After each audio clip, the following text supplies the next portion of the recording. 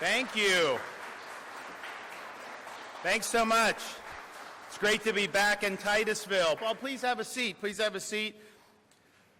Pleased to be joined today by our fearless Commissioner of Education, Stasi Kamoutsas. We also have the principal of Titusville High School is hosting us, Jennifer Gonzalez. We're joined by our congressman, my friend Mike Herodopoulos. We also have the superintendent here in Brevard County, Dr. Mark Rendell, and of course, Sheriff Wayne Ivey, who everybody loves around here. So thank you guys, for coming. There's a lot of stuff that goes on, obviously, that we deal with at the state. There's a lot of stuff going on in the country. But some of the things that are the most important is what are we doing to make sure that our young people have the tools they need to make the most of their God-given ability when they leave our school system. And so when I became governor, I made the point very strongly that there's more than one way you can succeed, as a young person. Not everyone needs to go to a traditional four-year brick and ivy university. You certainly, unless you're going to MIT, don't need to go $100,000 in debt in order to do that. And so that's one way you can be successful, and we're proud of our university system, which is ranked #1 in America. The day I took office until now, obviously you look around the country, we've had a period for the U.S. economy of very, very high inflation, right? Groceries, all this stuff over 4 or 5 years. The tuition for Florida residents is the same today as the day I took office, lowest in the country.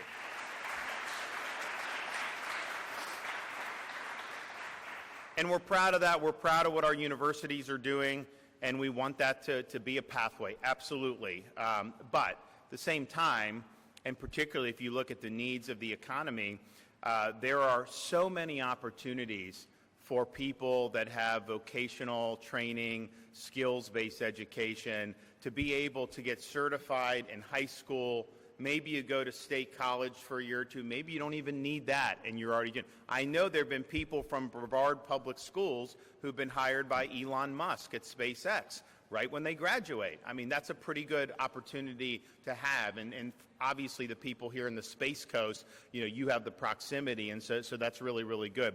So I really believe, and when I was growing up, they would tell you, and I think it was well-meaning, they're like, unless you get a college degree, you are not going to be able to be successful in this. And it was almost like this piece of paper was what things, people would worship. I remember when I graduated, I played baseball. I grew up in Florida, played baseball for Yale, and the degree was in Latin. I'm like, well, who the hell knows what this degree even is? I worked this hard to get it. No one could even read it in my office. But this piece of paper is not the end-all, be-all, right? It's, kind of what are you actually learning, and how is that going to apply when you get out of school? And I just saw so many universities just dropping the ball with kind of political agendas, mushy courses, and all these other things. Look, if you're going to get a degree in engineering from MIT and you go into debt, you're going to be okay. That's just the reality. So I'm not saying some of these, even going into debt on any of these programs, necessarily is bad. There's obviously some that it would make sense. But there's so many colleges, particularly third or fourth tier private universities over these years, massive tuition costs, massive fees, all these things, massive debt for the students, and then these students get out and they end up with jobs they could have had out of high school. Well, how is that doing well by those students? And so we said, but part of it was there was just a stigma that I think had been created over years that you're somehow not as good because you're going vocational versus going to university. And I'll tell you, there's people that graduate high school in Florida, that come out of our state colleges, they're involved in HVAC, they're involved in electrical, they're involved in these things. They're working for a couple years, making good money, and then they start their own business because the state's growing, there's need, and then they do very, very well. Meanwhile, some of the kids that go to traditional universities, they toil 5-6 years, debt, maybe they get some type of master's degree, but the C's aren't parting for them, right? So there's just more than one way to be successful, and we absolutely want to empower students to make the best choices that you can. So that was the mindset that I had when I became governor. And so early, I think my first month in office, we issued an executive order, so this is 2019, and we had a very ambitious goal. We recognized that Florida was lagging in workforce education. We were in the bottom half of states at the time, and that we would set a goal to make Florida #1 in America in workforce education by the year 2030. And that was ambitious, but we believe that if we did right, it was achievable. Well, I'm proud to say that we made that goal, and we've achieved that goal. Today, I can say that Florida is ranked #1 in the nation in workforce education, and we achieved that goal 5 years ahead of schedule.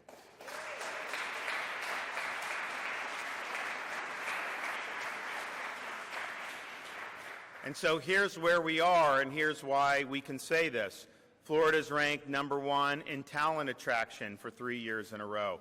We ranked #1 in public higher education 9 years running. We're ranked #1 in 2-year college graduation rates, #1 for lowest tuition and fees, #1 in education freedom for the 4th consecutive year in a row. If you look at that executive order that I did back in 2019, and you look at all the bullets, every single bullet has been achieved. And these are things that are really significant and that are making a really, really big impact. And look, I'm not anyone that believes that money necessarily equals education outcomes. You have some of the worst schools in this country, like Washington, D.C., in Chicago. You look at how much money goes into that. It's feeding the bureaucracy. It's not educating students, and that's why they have failed schools. Meanwhile, like in Washington, D.C., I remember back in the day, Congress did the opportunity scholarships and charter, and the kids that were able to go there, they did well.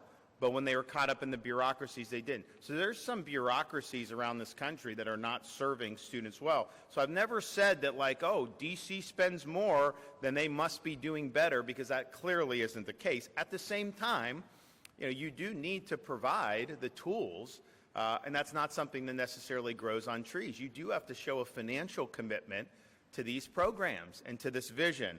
And I'm pleased to say that since 2019, we have committed more than $12 billion to workforce education. To put that in perspective, that's more than anyone else has done by a country mile, and we're proud of doing that.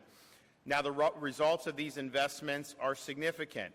During last academic year, Florida achieved a record-breaking CTE enrollment, serving more than 818,000 K-12 CTE students and nearly 512,000 post-secondary CTE students. That's a 30% increase from where we were 7 years ago. And we did at the little hold room there when I was meeting with the participants was the culinary program that they have. These kids were baking this stuff, and I had it, and it was good. And I probably shouldn't have had it, but you got to live you live once. So we're doing it. And you have all these different things, and those are really good. Great programs where you're getting hands-on skills, which makes it really, really good. Now, we have grown our integrated education and training programs to a record 582 statewide. That's more than 11,000 students just in the last 5 years, providing adult learners the opportunity to earn credentials while completing their high school diploma. I'm a big believer in there's certain value that can be had by sitting at a desk and listening to somebody instruct you. Obviously, to a certain extent, that's inevitable, that's going to be part of education. But I really believe you can learn by doing. And so we have really put forward an emphasis on apprenticeship and pre-apprenticeship programs. And we've now reached a historic milestone there. 25,000 active participants statewide right now in apprenticeship and pre-apprenticeship programs. That's an 11% increase year over year, and we've had a huge increase over the last 7 years. This allows our students to actually get on-the-job training and learn. And you know what? If you're in this position, you're in high school, you're showing you can do it, the best thing an employer is going to look for is, can you do the job? If you have a resume and all the education, that's an indicator if you can do the job. But if you're actually showing you can do the job, that's the best evidence there is. And so it's giving our students a huge advantage to be able to get a foothold in the workforce. Since its inception, our Workforce Development Capitalization Incentive Grant Program has allocated $240 million to bolster workforce education and training. That has supported 80 agencies and 812 newly created or expanded programs. This is a huge increase from what we were doing for that. We also have the Pathways to Career Opportunities Grant Program. The goal of that is to expand registered apprenticeships and pre-apprenticeships program. We've awarded over $100 million total, and 20,000 participants have been served in that program. So we are doing what we said we would do. I'm excited to see that this has been something that has come to fruition. I remember when we did it, I was like, well, can we actually do it? Because, I hate politicians promising you the moon and then just, they get into office and it's like nothing materializes. And, everything I've promised you, I've delivered on for 7 years. But, this was one where I was like, can we do it? Because, there's a lot of stuff that needs to be done. I'm like, yeah, we can do it. It's going to take, it'll take us till 2030. That's why we set the goal. And I'm like, all right, so let's do it. And so to be able to deliver on that and to be able to say, based on these metrics, that we're number one, here, we basically did that by the end of 2025 instead of going into 2030. That's a great success story. And these students that are involved in this, and it's not mutually exclusive between four-year colleges and apprenticeships and work certifications. I mean, I've met students that had all these workforce certifications and they're graduating, but then they also have opportunities to go to University of Florida, Florida State, all these places. So, you can do both, right? I mean, it isn't like, one or the other.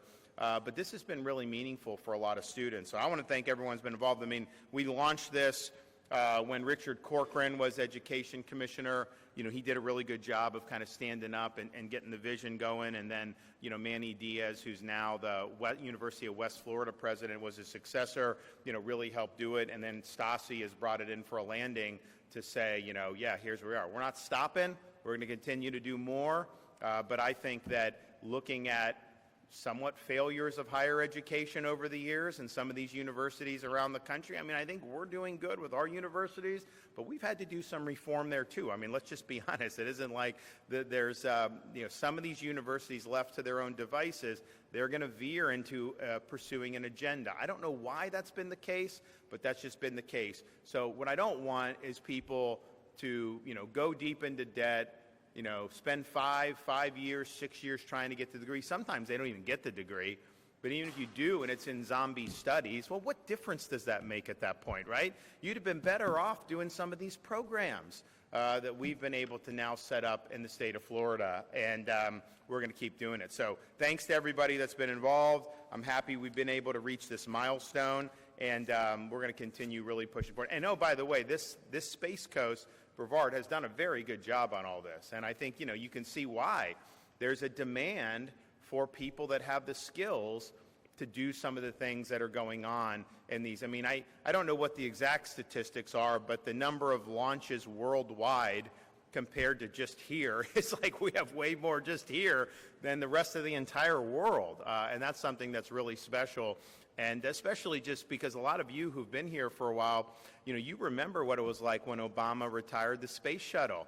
When you saw this dying, the space program was dying, the space industry was dying, and there was a lot of pessimism in the air for a few years. And then as the commercial investment started to take hold, it really, reinvigorated everything and breathed new life in.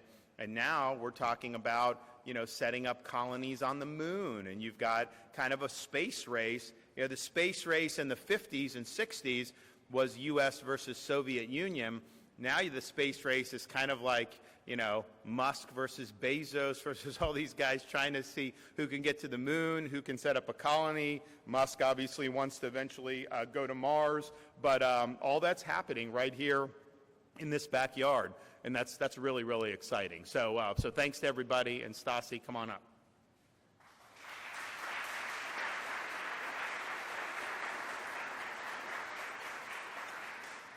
Well, good morning. It's great to be here at Titusville High School to celebrate Career and Technical Education Month. And this is such an important announcement. It's an announcement that talks about real opportunities for students in the state. But I would be remiss before I talk about what the great work we're doing in Florida on workforce education if I didn't thank Principal Gonzalez for hosting us, Superintendent Rendell. I see multiple members of the school board here like Matt Susan and Jean Trent and Megan Wright. Thank you for taking such a strong stance when it comes to the walkouts that are disrupting the learning environment here in our schools in Florida.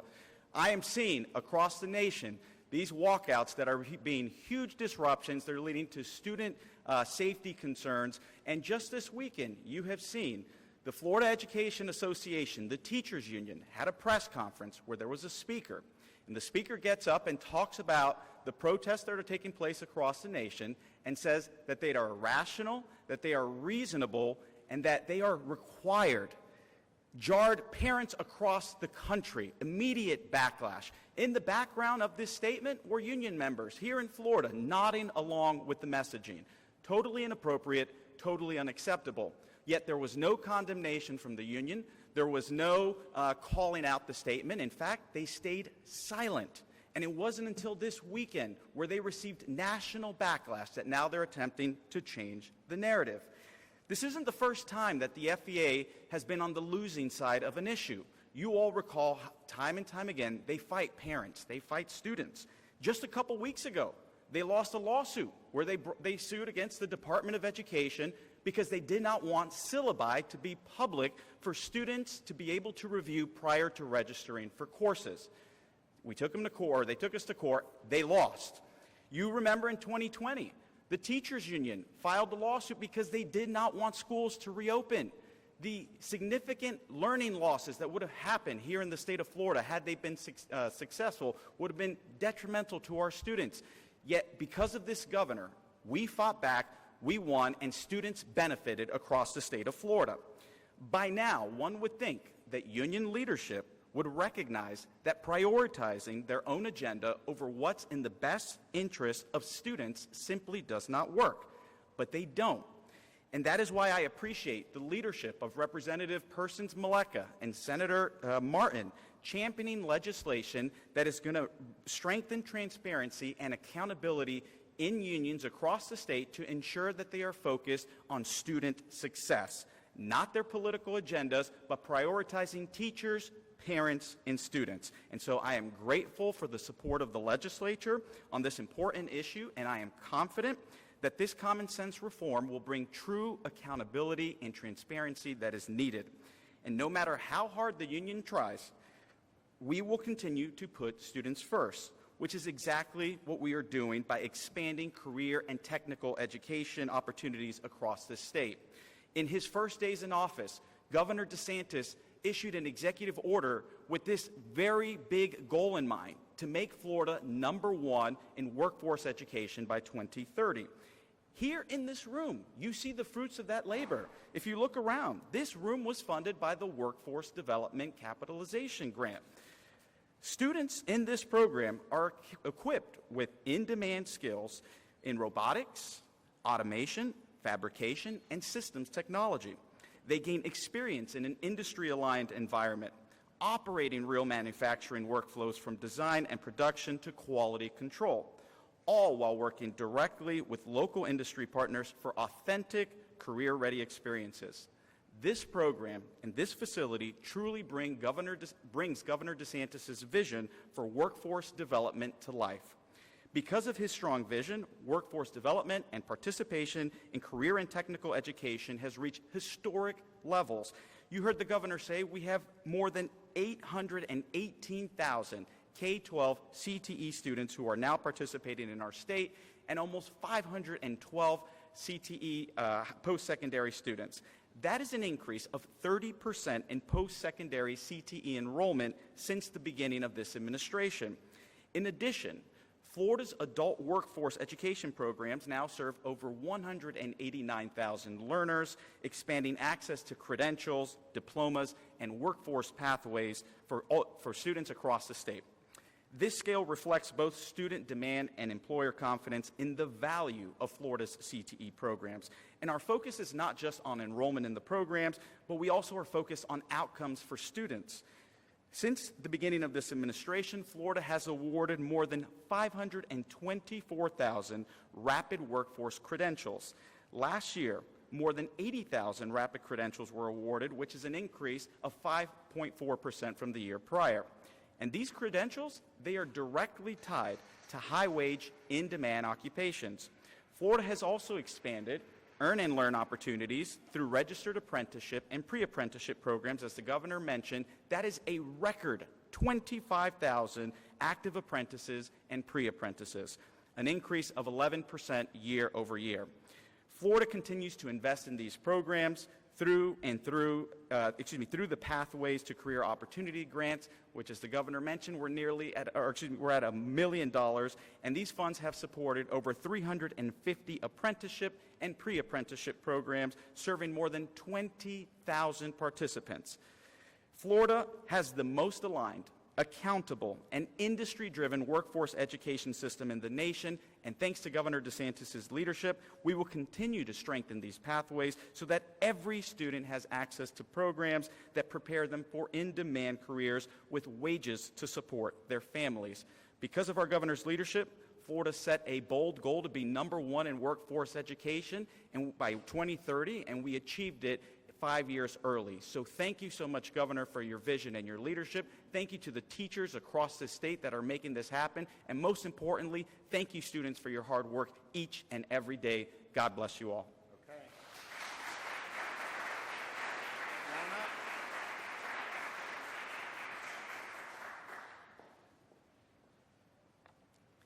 Thank you so much, Commissioner, and thank you, Governor. Good morning, everybody. My name is Jennifer Gonzalez, and I am so honored to have Governor DeSantis here with us at Titusville High School. I'm proud to speak here today about career and technical education. Standing here in our space mechatronics classroom, you are seeing more than a lab. You are seeing Florida's workforce in the making. Career and technical education, or CTE, has evolved far beyond the shop classes of the past. Today, Florida CTE programs are aligned with high-demand industries. At Titusville High School, we have 10 high-demand programs available to our students. These include cybersecurity, criminal justice, 911 dispatch, culinary arts, automotive, patient care, foods and nutrition, TV productions, digital design, and space mechatronics. These programs provide students with industry certifications, hands-on experience, and clear pathways to high-wage, high-skill careers. Our students are learning from top instructors that came straight from the industry into the classroom, including a top chef, a registered nurse, and an engineer. For our students, the CTE pathway has made education relevant, engaging, and purposeful. They graduate with not only a high school diploma, but with credentials, confidence, and direction. Last year at Titusville High School, we graduated 302 students. Our students earned a total of 278 industry certifications through a career and technical education course. Many students have graduated from Titusville High School over the years and immediately taken positions as a 911 dispatcher, certified nursing assistant, or even an auto mechanic. For industry, CTE is not just beneficial, it's essential. Florida's economic growth depends on a talent pipeline. Through partnerships with local businesses and internships, our students gain experience that reduces training costs for employers and strengthens workforce readiness. Our partners are paramount to our success. Our students are interacting with up-to-date resources thanks to our partners such as Lockheed Martin and Parrish Medical Center. Starling Ford just recently donated a brand new truck to our automotive program so that our students are working with the most modern vehicle technology. Here in Brevard County, at the heart of the Space Coast, our programs directly support the aerospace and technology sectors that drive our region's economy. Students in this classroom are learning the same foundational skills used right across the river at the Kennedy Space Center. Our students watch rocket launches right from our campus all the time. Now, with our Space Mechatronics program, our students can become a part of industry right after high school. When we invest in career and technical education, we invest in students who are prepared, industries that are strengthened, and communities that thrive. Titusville High School was established in 1927. Next year, we're celebrating our centennial. We have been launching futures at this school for a century. Now we can launch them farther than ever before. Thank you for supporting the future of the Florida's workforce, and thank you for being here today at Titusville High School. Good job.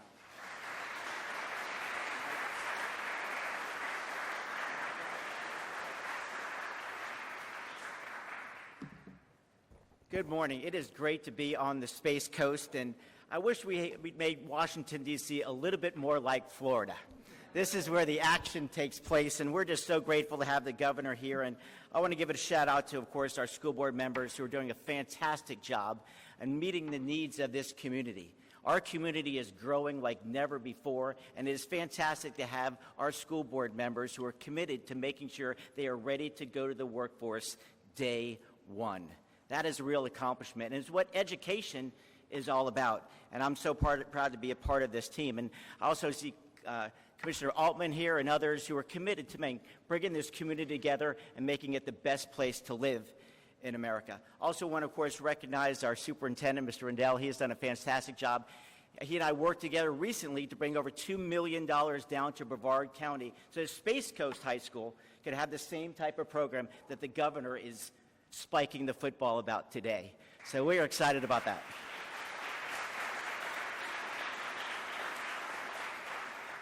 And what CTE, sometimes we get stuck in acronyms, but it's career technical education. It's making things work again. America is about doers, about accomplishments.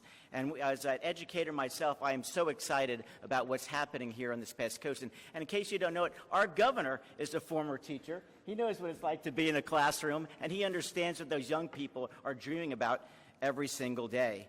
His wife is also educating our community today on health care. She is leading what we call the MAHA movement here in Florida, just like RFK Jr. and our president is doing around the country, because we know when our kids are healthy and they're ready to learn, it makes all the difference in the world. And so I wanted to come here today more than anything else to thank a few people. One is, of course, our amazing sheriff who's keeping our community incredibly safe every day. You don't hear about that Minneapolis stuff in Florida because of his work on the front lines. And he makes sure that every single day our kids are safe in school. And that is such a blessing because we're seeing too often in too many parts of the country, they're not looking out for our kids every day. They're not doing all the things that the governor has done in the front line to protect our kids, because he has kids too who are moving through the system. But most importantly today, I want to talk about our governor. I mean, what a difference elections make. What a difference in the fact that leadership truly matters. It was just a few years ago that we were wondering what the future of this community would be like when COVID hit. He kept this state running. He kept Florida at the tip of the spear, even when all the so-called professionals say you shouldn't do this way. This man led by example.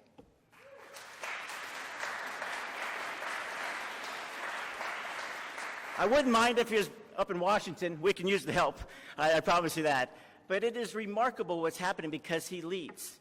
And this is what we need so strongly in Washington, let alone here in Florida. We have a person who campaigns and governs the exact same way. That is rare, unfortunately, in American politics today, and we have a governor in that regard. And I'll close with this.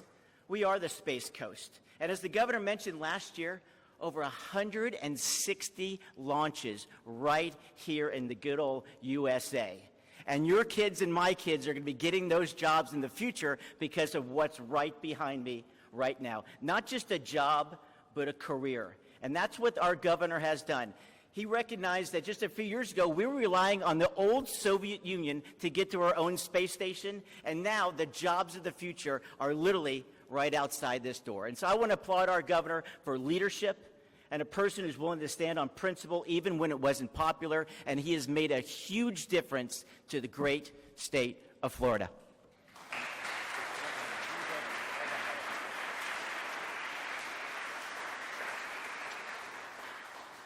Well, I appreciate everybody. All the comments were great, so thank you guys for doing that. And you know, this is a big day. I mean, you know, you look at this. This is real. This is part of a vision. And look, I was the governor kind of leading. There's a lot of people throughout this state that shared this vision and knew how important it was to be able to equip our young people with the tools they need to succeed. And you're doing it very well here at Titusville High School, very well in Brevard County. And I know we've done things with the grants, but also there have been line items in the budget we've helped you with over the years, and we're happy to do that. And we see the results have been very, very positive.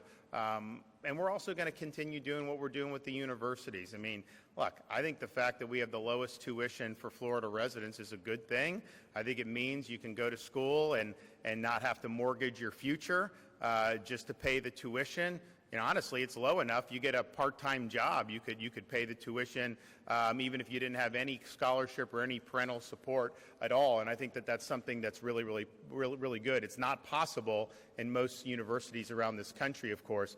You know, it used to be kind of an incentive, maybe. You know, our schools were not as selective, you know, when I was growing up in terms of the state universities. You know, but you'd have, like, I had friends, you know, you go to school, don't graduate in 4, stay for another football season maybe. You know, so that was when, you know, they were winning a lot. You know, we haven't had as much, at least on our state. University of Miami did good, and not private school, but now it's like we want to kind of get you in and get you out. We don't want you staying 5. Like, graduate in 3, definitely graduate in 4, because it's ultimately, for us, it's not about making money. It's like these universities are performing a service for our residents. And I think I'm also proud, and there's sometimes some misinformation about this, you know, our undergraduate population, our state universities, 90% of them are Florida residents in state. And then the other 10% is mostly, you know, Americans from the other 49 states. So, like, sometimes people, like, some of these universities have all these foreign coming in, like massive foreign. You know, ours is small. And we really put an emphasis on using these state universities to benefit Florida families and their kids.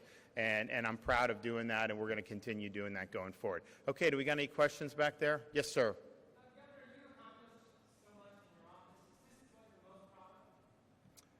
Well, look, I mean, you know, people sometimes ask me, you know, well, what do you think it was the best or whatever? Look, I think what I say is, when I became governor, not that Florida was bad. I mean, I was born and raised here. We liked it. But we didn't necessarily have the moxie that we do now of being the free state of Florida, right? And so I think under that comes all this stuff, you know, equipping kids to be able to go into workforce. That gives them freedom to be able to make the most of their God-given talent. Our universities not having $100,000 debt in Millstone. Those students are going to have the freedom to do well. Of course, I'll have people come up to me to this day saying, you know, if you didn't do what you did during COVID, their businesses would have probably closed. And so the freedom to be able to apply your craft, run your businesses, do all those things, all of that, I think, falls under that envelope. But certainly, I think if you look on education, states are copying what Florida has done almost across the board on all this stuff. And I think that that's instructive that we're doing the right things. Yes.